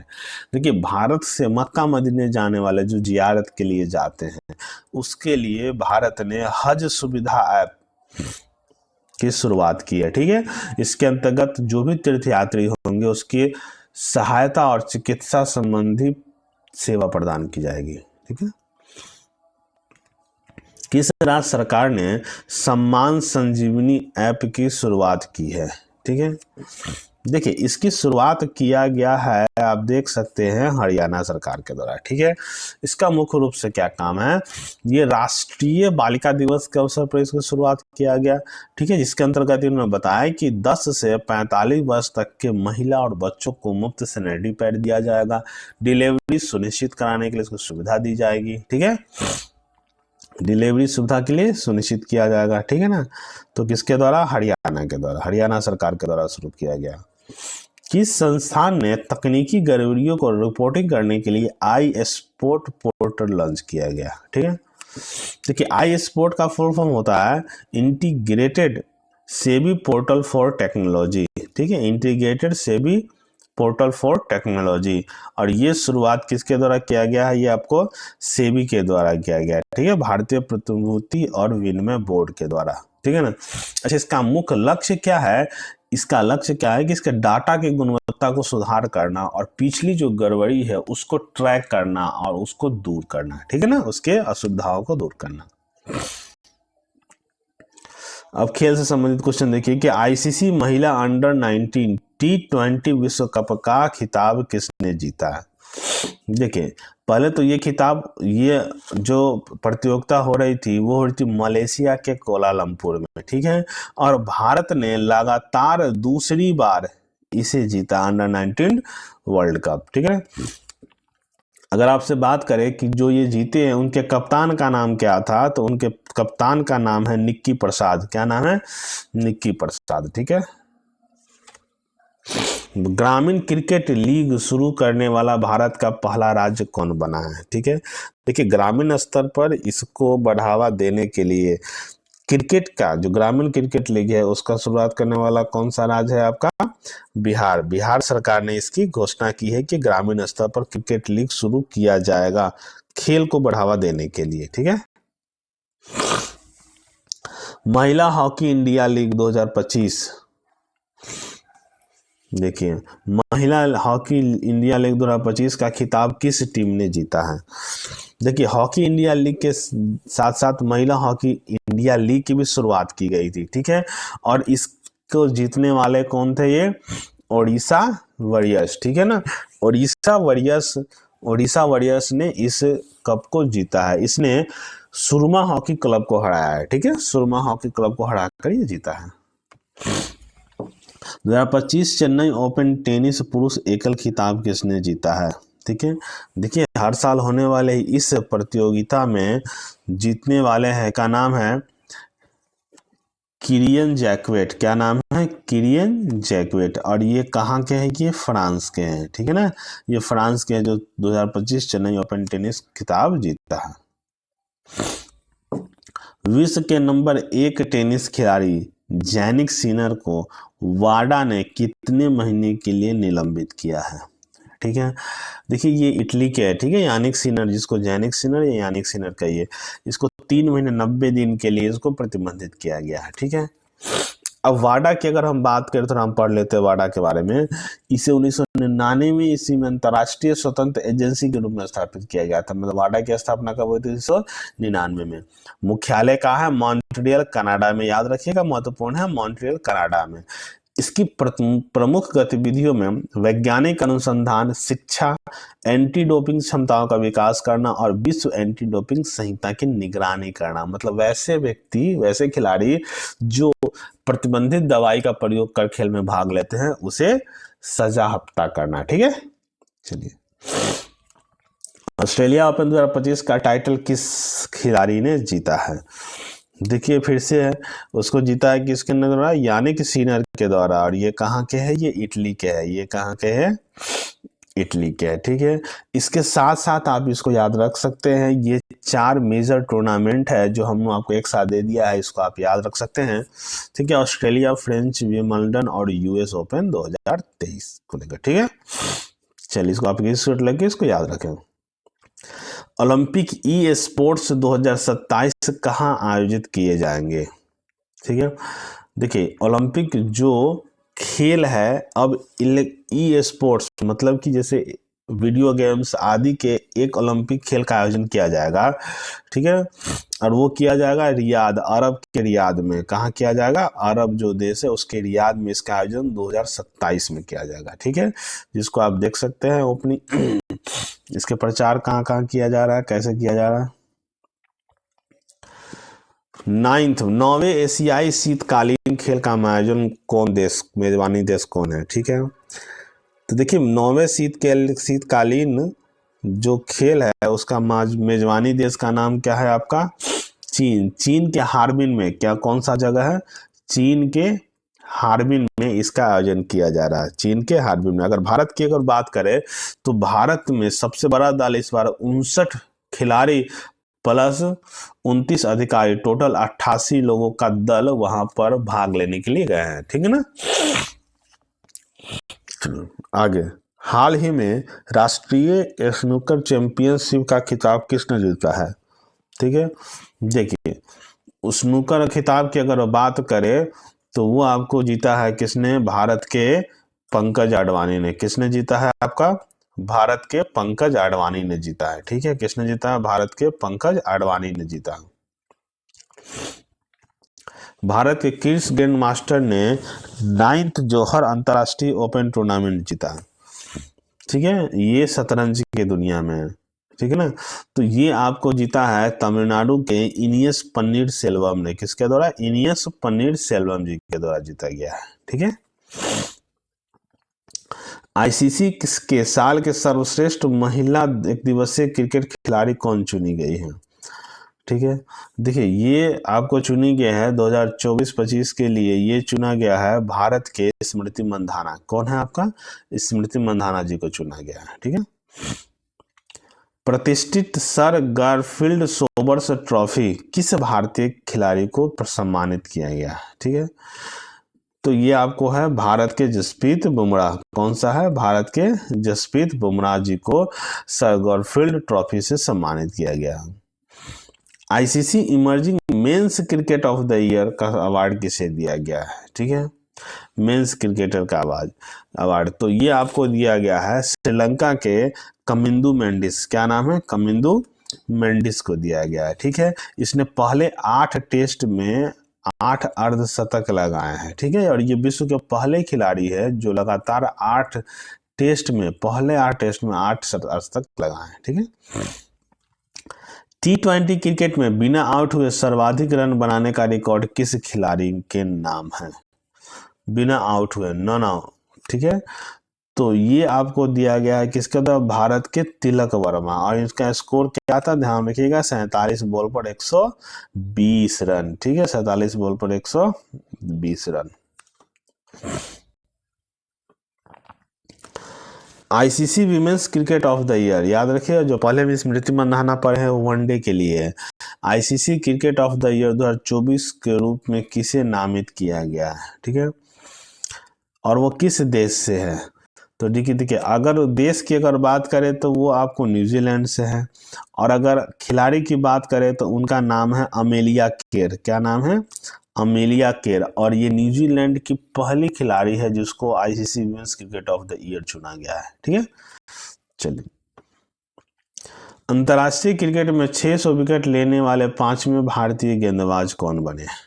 ठीक है, तो 5वें गेंदबाज बने हैं वो, उनका नाम क्या है? रविंद्र जडेजा है। ठीक है, ये वनडे में 223, टेस्ट में 323 और T20 में 54 विकेट लिए हुए हैं। ठीक है, टोटल मिलाकर 600 प्लस विकेट है। इससे अगर पहले बात करें तो कपिल देव ने 687 लिए विकेट। हरभजन सिंह की बात करें तो वो 707 विकेट लिए हैं। अश्विन की बात करें तो वो आपको 765 विकेट लिए हैं, और सबसे ज़्यादा अनिल कुंबले जिसने 953 विकेट लिए हैं। ठीक है ना, तो ये 5वें गेंदबाज है रविंद्र जडेजा जिन्होंने 600 प्लस अंतर्राष्ट्रीय विकेट लिए। भारत के किस खिलाड़ी ने क्रिकेट के सभी प्रारूपों से संन्यास लेने की घोषणा की है? ठीक है, देखिए वो भारत खिलाड़ी का नाम है रिद्धिमान शाह। ठीक है ना, रिद्धिमान शाह ये भारत के विकेट कीपर और बल्लेबाज भी है। ठीक है ना, रिद्धिमान शाह। किस देश ने पुरुषों और ट्रांसजेंडर महिलाओं को महिला खेलों से बाहर रखने की घोषणा की है? देखिए ऐसे व्यक्ति जो पुरुष से महिला बनते हैं, महिला से पुरुष बनते हैं, तो उस व्यक्ति को महिला खेलों से बाहर कर दिया गया है, और ये किसके द्वारा किया गया है? अमेरिकी सरकार के द्वारा। किसके द्वारा? आपका अमेरिकी सरकार के द्वारा किया गया है। ठीक है, मतलब ऐसे जो ट्रांसजेंडर जो पुरुष से महिला बनी अब महिला खेलों में भाग नहीं ले सकते हैं। ठीक है, 2025 का फ्री स्टाइल शतरंज ग्रैंड स्लैम प्रतियोगिता कहाँ शुरू हुई है? तो देखिए ये आपको शुरू हुई है कहाँ पर? जर्मनी में। ठीक है ना, जर्मनी में इसकी शुरुआत की गई। ये केवल पूछता है कि कहाँ शुरू हुई है। टाटा स्टील मास्टर शतरंज टूर्नामेंट 2025 का खिताब किसने जीता है? ठीक है, देखिए वर्तमान में जो जीता है उनका नाम है आर प्रज्ञानंद। क्या नाम है? यही है आर प्रज्ञानंद। और किसको हराकर जीते हैं? गुकेश डी को हराकर, जो सबसे कम उम्र के चैंपियन बने थे, उनको हराकर आर प्रज्ञानंदा ने टाटा स्टील मास्टर शतरंज टूर्नामेंट 2025 को जीते हैं। Artificial intelligence AI action summit 2025 का मेजबान देश कौन है? ठीक है, देखिए इसे 10 से 11 फरवरी तक इनका आयोजन किया जा रहा है फ्रांस की राजधानी पेरिस में। ठीक है, और ये तीसरा समिट है, याद रखिएगा तीसरा समिट है। और सबसे महत्वपूर्ण बात यह है कि चौथा समिट की अगर हम बात करें तो वो 2026 में आयोजन किया जाएगा, और वो आयोजन कहाँ किया जाएगा? भारत में। ये बहुत महत्वपूर्ण क्वेश्चन है कि अगला समिट 2026 भारत में किया जाएगा। ठीक है, ब्रिक्स शिखर सम्मेलन 2025 का मेजबान कौन सा देश है? ठीक है, तो अगर विश्व 2025 अगर 2024 की बात करें तो 2024 रूस में हुआ था, और 2025 की बात करें तो ये कहाँ हुआ? ब्राजील के रियो द जेनेरियो में हुआ। ठीक है, 6 से 7 जुलाई के बीच होगा। चलिए इसके बारे में पढ़ लेते हैं। ब्रिक्स की स्थापना 2009 में हुआ था, जिसमें उस समय केवल 4 देश सम्मिलित थे। 2010 में दक्षिण अफ्रीका शामिल हुआ, जिससे ये ब्रिक्स बन गया, ब्रिक्स से ब्रिक्स बन गया। अभी की अगर बात करें तो पूर्ण कितने सदस्य हैं इसके? 11 सदस्य हैं। मुख्यालय कहाँ है? चीन के संघाई में। ठीक है, और अगर अध्यक्षता की बात करें तो हर साल इसकी अध्यक्षता बदलते रहता है। जहां इसका ऑर्गेनाइजेशन होता है, जहां इसका सम्मेलन होता है, वहीं के राष्ट्रीय अध्यक्ष इसके अध्यक्षता करते हैं। ठीक है, हाल ही में भारत में किस कार्यक्रम में एक पर्यवेक्षक के रूप में शामिल हुआ है? ठीक है, देखिए एक कार्यक्रम है जिसका नाम है यूरो ड्रोन कार्यक्रम। ठीक है, ये जर्मनी के बर्लिन में आयोजित किया जा रहा है। ये विश्व के अग्रणी ड्रोन निर्माता कंपनियों का एक प्रदर्शन है। ठीक है, वर्तमान में अगर विश्व की बात करें तो अमेरिका और इजराइल ड्रोन के प्रमुख निर्माता देशों में आते हैं। तो उसकी निर्भरता को कम करने के लिए यूरो ड्रोन कार्यक्रम की शुरुआत, यूरो ड्रोन कार्यक्रम किया जाता है। ठीक है, जिसमें भारत पहली बार पर्यवेक्षक के रूप में शामिल हुआ है। ठीक है, जनवरी 2025 में पश्चिमी अफ्रीकी राज्यों के आर्थिक समुदाय से कौन सा 3 देश हट गए हैं? ठीक है, देखिए इकोवास जो हम पढ़ते हैं, इकोवास जो है पश्चिमी अफ्रीकी देशों का आर्थिक एक समूह है, जिसे 1975 में ऑर्गेनाइज के मतलब बनाया गया था।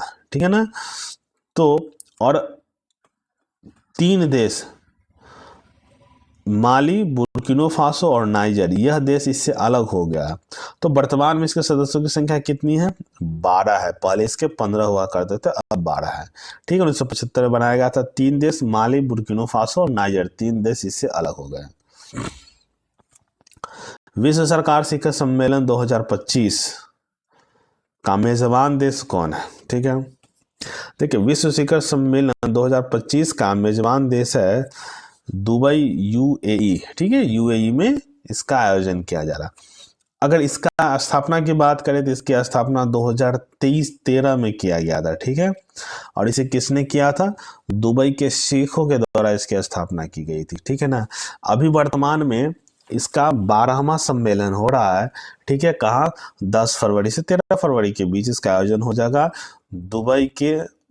दुबई में, यूएई के दुबई में। ठीक है, इसका उद्देश्य क्या? भविष्य के सरकारों को आकार, मतलब जो भविष्य में जितने भी सरकार बनेंगे प्रमुख देशों में, उसको आकार देने की कोशिश करना। ठीक है, अखिल भारतीय ट्रांसजेंडर सम्मेलन 2025 का आयोजन किस शहर में किया जा रहा है? ठीक है, देखिए अखिल भारतीय का आयोजन जो किया रहा है वो किया जा रहा है किस में? आपको अजमेर में। कहाँ किया जा रहा है? अजमेर में किया जा रहा है। ठीक है, अब अजमेर में कारण क्या है? ठीक है ना, देखिए यहाँ पर गद्दीपति सलोनी नामक के गुरु अतीना बाई के याद में किया जा रहा है। ठीक है, नाम याद रखिएगा, अतीना बाई। ठीक है, वो अजमेर में थी। ठीक है ना, वो अजमेर के किन्नर समुदाय के मार्गदर्शिका थी। ठीक है ना, अजमेर में किया जा रहा है ट्रांसजेंडर सम्मेलन 2025। हिंद महासागर सम्मेलन का 8वां संस्करण कहाँ आयोजित किया जा रहा है? ठीक है, देखिए अगर इसकी अध्यक्षता की बात करें तो भारत कर रहा है, लेकिन आयोजन कहाँ हो रहा है? मस्कट, ओमान में आयोजित हो रहा है। ठीक है, मस्कट, ओमान में हिंद महासागर सम्मेलन का 8वां संस्करण का आयोजन हो रहा है। भारत के 26वें मुख्य चुनाव आयुक्त के रूप में किसे नियुक्त किया गया है? देखिए अगर बात करें तो वर्तमान में कौन है? राजीव कुमार है। ठीक है, अभी जो बनाया गया है नया, जिसको 26वें मुख्य चुनाव आयुक्त, उनका नाम क्या है? ज्ञानेश कुमार। ठीक है, क्या नाम है? ज्ञानेश कुमार। इसमें 3 व्यक्ति होते, एक मुख्य चुनाव आयुक्त और 2 चुनाव आयुक्त। ठीक है, और जो एक और नया चुनाव आयुक्त चुना गया उनका नाम है विवेक जोशी। याद रखेगा, मुख्य चुनाव आयुक्त का नाम ज्ञानेश कुमार और 2 चुनाव आयुक्त है, एक का नाम विवेक जोशी जो इसी माह फरवरी में इनको पद दिया गया था। और एक और है जिसका नाम है सुखविंदर सिंह संधू, ठीक है ना, एक याद रखिएगा सुखविंदर सिंह संधू, वो भी एक चुनाव आयुक्त है। तो 3 हैं, ज्ञानेश कुमार, विवेक जोशी और सुखविंदर सिंह। विवेक जोशी सुखविंदर सिंह चुनाव आयुक्त है और ज्ञानेश कुमार मुख्य चुनाव आयुक्त है, ठीक है। मिशेल मार्टिन, अब यहाँ से हम लोग पढ़ेंगे विभिन्न देशों में राष्ट्राध्यक्ष किसे चुना गया है और उसके राज्य और उसकी राजधानी और मुद्रा के बारे में, ठीक है। मिशेल मार्टिन जो हाल ही में किस देश के नए प्रधानमंत्री चुने गए हैं, ठीक है। देखिए ये चुने गए हैं, देश का नाम है आयरलैंड। अगर आयरलैंड की बात करें तो इसकी राजधानी कहाँ है, डबलिन, ठीक है ना, और इसकी मुद्रा का नाम क्या है, यूरो। जो भी वर्तमान में राज्याध्यक्ष चुने जाते हैं उसके राजधानी और मुद्रा को याद करना बहुत जरूरी है, जो उस एग्जाम में पूछा जाता है। तो आयरलैंड की राजधानी डबलिन और मुद्रा का नाम यूरो। बेलारूस के राष्ट्रपति चुनाव किसने जीता है, ठीक है। अच्छा, बेलारूस की अगर बात करें तो इसकी राजधानी कहाँ है, मिन्स्क, ठीक है ना, इनका राजधानी क्या है, मिन्स्क। और इसका जो मुद्रा है उसका नाम क्या है, बेलारूसी रूबल, याद रखिएगा बेलारूसी रूबल, ठीक है। कौन जीता है, अलेक्जेंडर लुकाशेंको, नाम है Alexander Lukashenko. BART D weber किस देश के प्रधानमंत्री चुने गए हैं, ठीक है। ये आपका बार्ट डी वेबर, ये चुने गए हैं किसके, बेल्जियम के प्रधानमंत्री चुने गए। अगर इसकी राजधानी की अगर बात करें तो इसकी राजधानी क्या है, ब्रुसेल्स, ठीक है। और इसका मुद्रा वो क्या है, मुद्रा आपका यूरो। आगे, कंस्टेंटाइन टैसोलस फरवरी 2025 में किस देश के राष्ट्रपति चुने गए हैं। देखिए ये चुने गए हैं कहाँ के, आपका ग्रीस के, ठीक है। ग्रीस की अगर राजधानी की बात करें तो ग्रीस की राजधानी कहाँ है, एथेंस। मुद्रा की बात करें तो मुद्रा यूरो है। और इसकी भाषा की बात करें तो भाषा आपका यूनानी है, याद रखिए तीनों चीज महत्वपूर्ण है इसका, ग्रीस की राजधानी एथेंस, मुद्रा यूरो और भाषा यूनानी। जोथम नापत को फरवरी 2025 में किस देश का प्रधानमंत्री चुना गया है, ठीक है। तो देखिए ये आपको चुना गया है, एक द्वीपीय देश है जिसका नाम है वानुआतू, ठीक है, जिसका अगर बात करें जनसंख्या मात्र 2.5 लाख है, वानुआतू। इसकी राजधानी की अगर बात करें, इसकी राजधानी का नाम है पोर्ट विला। और इसका मुद्रा की बात करें तो विश्व मुद्रा का नाम है वानुआतू वानू, ठीक है, वानुआतू वातू, ठीक है। चलिए अगला क्वेश्चन, राष्ट्रपति भवन में उद्यान उत्सव 2025 कब से शुरू हो रहा है, जिसको हम अमृत उद्यान भी बोल सकते हैं। वो शुरू हो रहा है 2 फरवरी से, मतलब 2 फरवरी से 31 मार्च तक चलने वाला ये उद्यान जो अमृत उद्यान है, वहां पर भारत के पर्यटक वहां पर घूम सकते हैं, ठीक है ना। दशावतार याद रखिएगा महत्वपूर्ण है, किस भारतीय राज्य का पारंपरिक लोक रंगमंच है, ठीक है। देखिए ये जो आप दशावतार देख रहे हैं ये विष्णु के 10 अवतारों के बारे में चर्चित है और ये कहाँ है, महाराष्ट्र और गोवा में। इसके बारे में थोड़ा हम पढ़ते हैं, ये महाराष्ट्र में शुरू हुआ था, ठीक है।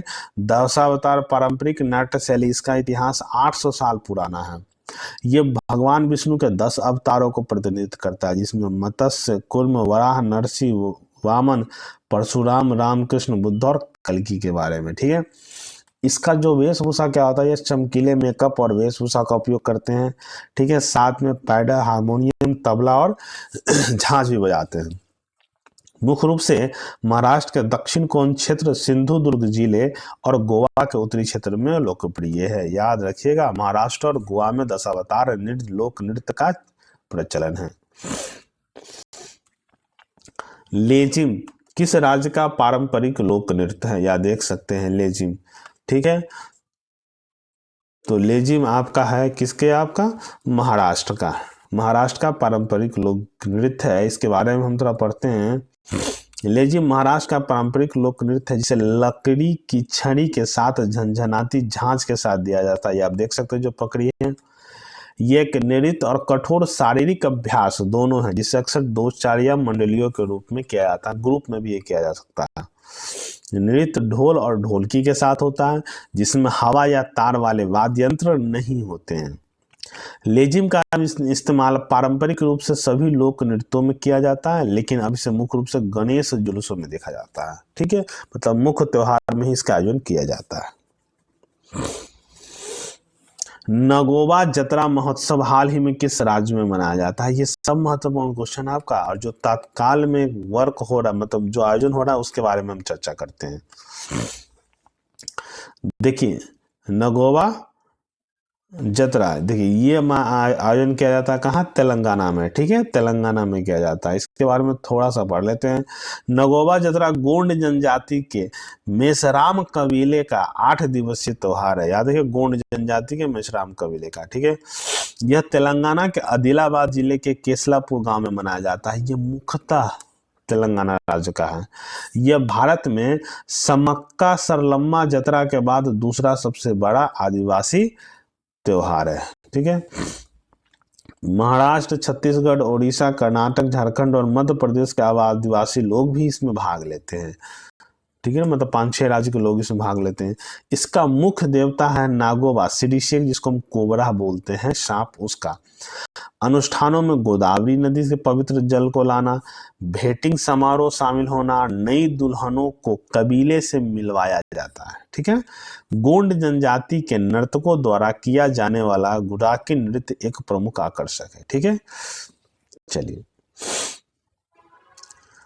अंतर्राष्ट्रीय सरस्वती महोत्सव का आयोजन किस राज्य में किया जा रहा है? अंतर्राष्ट्रीय सरस्वती महोत्सव ये प्रत्येक साल किया जाता है। ये हरियाणा के कुरुक्षेत्र में किया जा रहा है। कहाँ? हरियाणा के कुरुक्षेत्र में किया जा रहा है। ठीक है, 29 जनवरी से 4 फरवरी के बीच। ठीक है, चलिए, किस राज्य के पोलाची में इंटरनेशनल बैलून फेस्टिवल का 9वां संस्करण शुरू हुआ है? ठीक है ना, देखिए ये शुरुआत आपको किया गया है तमिलनाडु में। तो तमिलनाडु के पोलाची में, इसके बाद चेन्नई में भी इसका आयोजन किया जाएगा। मतलब तमिलनाडु राज्य में इंटरनेशनल बैलून फेस्टिवल का आयोजन किया जा रहा है। ठीक है, भारत रंग महोत्सव की पहली बार आयोजन कौन सा देश करेगा? देखिए, भारत रंग महोत्सव पहली बार जो कर रहा है उसका नाम है श्रीलंका। श्रीलंका में भारत रंग महोत्सव पहली बार आयोजन किया जा रहा। हाल ही में चर्चा में रही मिसिंग जनजाति का प्रमुख त्योहार कौन सा है? ये आप देख सकते हैं, मिसिंग जनजाति का प्रमुख त्योहार का नाम क्या है? अली ए लिगांग। क्या नाम है? अली ए लिगांग। ये बनाया गया है। ठीक है, थिरुपरनकुंद्रम पहाड़ी, थिरुपरनकुंद्रम पहाड़ी जो खबरों में थी, किस राज्य में स्थित है?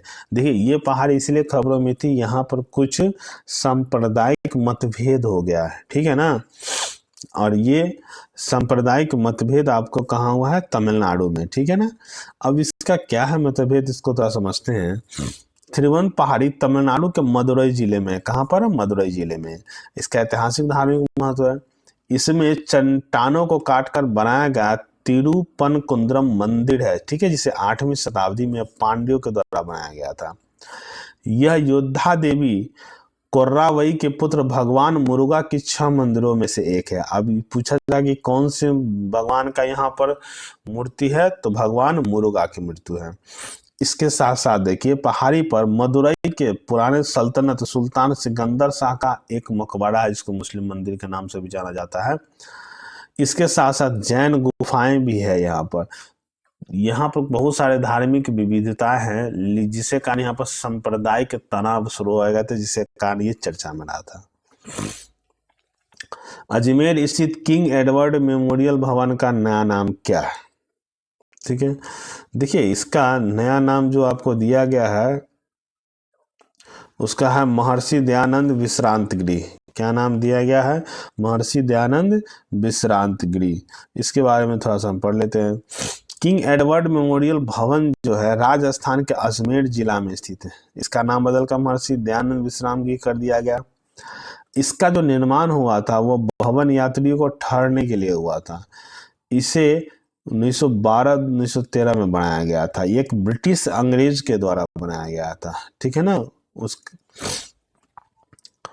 ये इस भवन को बनाने का मकसद अजमेर आने वाले यात्रियों और पुष्कर जाने वाले धार्मिक यात्रियों को सस्ती दर पर ठहरने की सुविधा देती है। मतलब जो पुष्कर मेला लगता था अजमेर में, वहां जाने वाले यात्रियों के सुविधा देते हैं। ठीक है। 1975 में इस भवन का संचालन रख रखाव रजिस्टर्ड किंग एडवर्ड सप्तम मेमोरियल के द्वारा किया जाता था, लेकिन 24 में इसे पूरा स्मारक घोषित कर दिया गया और अब इसका नाम बदलकर महर्षि दयानंद विश्रांति गृह कर दिया गया है। ठीक है। अजमेर का फाय सागर झील का नया नाम क्या रखा गया? ठीक है, ये फाय सागर झील है। इसकी स्थापना 1892 ईस्वी में हुई थी। ठीक है, अंग्रेजों के द्वारा किया गया था और अकाल राहत परियोजना के अंतर्गत किया गया था। ठीक है, इसके पास में ही अरावली पर्वत दिखता है। ठीक है, तो इसका नाम क्या किया गया? वरुण सागर। फाय सागर झील का नाम क्या किया गया? वरुण सागर। भारत का पहला सफेद बाघ प्रजनन केंद्र किस राज्य में है? ठीक है ना, तो ये आपका है मध्य प्रदेश। मध्य प्रदेश के किस में है? रीवा में है। ठीक है ना, रीवा का एक जगह है मुकुंदपुर, जो गोविंदपुर में इसको बनाया गया है। ये 1950 के आसपास, ठीक है ना, वहाँ रीवा के राजा हुआ करते थे जिसका नाम है मार्तंड सिंह जगदेव। उन्हें जंगल में पहली बार एक सफेद शेर दिखा, जिसके बाद से उन्होंने सफेद बाघ प्रजनन केंद्र बनाने की घोषणा उस समय की थी। ठीक है, लेकिन मान्यता मिली है 2025 में। हाल ही में कौन से 2 भारतीय शहर वैश्विक वेटलैंड मान्यता प्राप्त शहरों की सूची में डाला गया है? ठीक है, तो ये आपको शहरों की सूची में डाला गया 2 राज्य है, एक है उदयपुर और दूसरा है इंदौर। उदयपुर और इंदौर। ठीक है, देखिए अगर वेटलैंड, जिसको रामसर साइट भी बोलते हैं, इसकी स्थापना हुई थी 1971 में और भारत इसमें सम्मिलित हुआ था 1982 में। ठीक है ना, ईरान में एक शहर है जिसका नाम है रामसर, उसके नाम पर रखा गया था रामसर शहर, जिसको वेटलैंड भी बोलते हैं। अब इसके बारे में थोड़ा बताएं। हाल ही में इंदौर और उदयपुर वेटलैंड मान्यता प्राप्त शहरों की वैश्विक सूची में शामिल होने वाले पहले 2 भारतीय शहर बन गए। ठीक है, 2015 में आयोजित रामसर कन्वेंशन COP 12 के दौरान इसको मंजूरी मिली थी। यह उन शहरों को मान्यता देता है जिन्होंने अपनी शहर आर्द्र भूमि की सुरक्षा के लिए असाधारण कदम उठाए। आर्द्र भूमि मतलब दलदली भूमि जिसको हम बोल सकते हैं, और प्राकृतिक प्रवेश के लिए जो इस कदम उठाते हैं। रामसर संधि 172 देशों के सदस्य है। रामसर संधि जो है जिसमें सदस्यों की संख्या 172 है। ठीक है, और ये वैश्विक आर्द्र भूमि के संरक्षण और बुनियादी से उपयोग को बढ़ावा देती है। ठीक है ना, नवीनतम दौर में इन दोनों सहित 31 शहरों को मान्यता दी गई है। ठीक है, भारत में वर्तमान में रामसर संधि के तहत कितने संरक्षित आर्द्र भूमि है? 85। कितने आपका? 85। भारत का पहला स्वदेशी स्वचालित जैव चिकित्सक अपशिष्ट उपचार संयंत्र सृजनम किसने लॉन्च किया है? ठीक है, तो देखिए ये लॉन्च किया गया है किसके द्वारा? डॉक्टर जितेंद्र सिंह। ठीक है, डॉक्टर जितेंद्र सिंह, स्वास्थ्य मंत्री जो है। सब अंग दान करो जीवन बचाओ पहल का आयोजन कौन कर रहा है? ठीक है, देखिए ये हाल ही में 12 फरवरी 2025 को भारत और इंग्लैंड के तीसरे वनडे मैच के दौरान आईसीसी चीफ जय शाह के द्वारा इसकी शुरुआत की गई। किसके द्वारा? आईसीसी चीफ जय शाह के द्वारा शुरुआत की गई। अंग दान करो जीवन बचाओ। ठीक है, कौन सा देश ओंकोसेरसिस को खत्म करने वाला पहला अफ्रीकी देश बन गया है? ओंकोसेरसियासिस। ठीक है ना, ओंकोसेरसियासिस। ठीक है, तो इस देश का नाम क्या है आपका? नाइजर। ठीक है ना, अब ये है क्या, इसके बारे में हम समझते हैं। नाइजर ओंकोसेरसियासिस, जिसको अंधापन कहते हैं, खत्म करने वाला पहला अफ्रीकी देश बन गया है। ठीक है, इसके साथ साथ कोलंबिया, इक्वाडोर, मैक्सिको, ग्वाटेमाला के साथ भी ये शामिल हो गया है। ठीक है, ये क्या, ये एक परजीवी रोग है जो आंख और त्वचा को प्रभावित करता है। इसमें गंभीर विकलांगता हो जाती है, त्वचा की स्थिति को खराब करता है, दृष्टि हानि और गंभीर मामलों में अस्थायी अंधापन कारण बन जाता है, मतलब हमेशा के लिए लोग आंख की रोशनी खो देते हैं, ठीक है ना। तो इसको खत्म करने वाला पहला अफ्रीकी देश बन गया है, ठीक है। इबोला वैक्सीन के लिए दुनिया में पहला क्लिनिकल परीक्षण किस देश ने शुरू किया है? देखिए ये शुरू किया गया किसके द्वारा? युगांडा के द्वारा। और इबोला जो है वो एक तरह के क्या है, वायरस है, जिसमें क्या होता है, बुखार होता है, थकान होता है, मांसपेशी में दर्द होता है, ठीक है। और ये मुख्य रूप से क्या होता है, पशु से मनुष्य में एंट्री करता है, ठीक है ना। संक्रमण कहाँ होता है? पशु से मनुष्य की ओर। भारत का पहला कैंसर जीनोम एटलस किसने लॉन्च किया है? ठीक है ना। देखिए ये लॉन्च किया गया है आईआईटी मद्रास के द्वारा। किसके द्वारा किया गया है? आईआईटी मद्रास के द्वारा किया गया है। हाल ही में विश्व स्वास्थ्य संगठन WHO वर्ल्ड हेल्थ ऑर्गेनाइजेशन ने जॉर्जिया को किस रोग से मुक्ति की घोषणा की है? ठीक है, तो वो किससे किया है? मलेरिया से। जॉर्जिया को मलेरिया मुक्त देश घोषित किया गया है, ठीक है। मलेरिया की बात करें तो एक परजीवी होता है और मादा एनोफिलीज मच्छर से फैलता है, ठीक है। हाल ही में खबरों में लंपी स्किन डिजीज ज्यादातर किस प्रजाति समूह में होता है? देखिए ये लंबी डिजीज जो होता है खासकर गायों में होता है, जिसमें शरीर में चकत्ता हो जाती है, इससे ब्लड आना लगता है और इससे इसकी मृत्यु हो जाती है। तो मुख्य रूप से किससे होता है? आपका मवेशी से होता है। किससे होता है? आपका मवेशी से होता है। विश्व कैंसर दिवस प्रतिवर्ष कब मनाया जाता है? ठीक है ना। तो विश्व कैंसर दिवस प्रतिवर्ष कब मनाया जाता है? 4 फरवरी को मनाया जाता है। कब मनाया जाता है? 4 फरवरी को मनाया जाता है। अच्छा, इसका इस बार का थीम का नाम क्या था?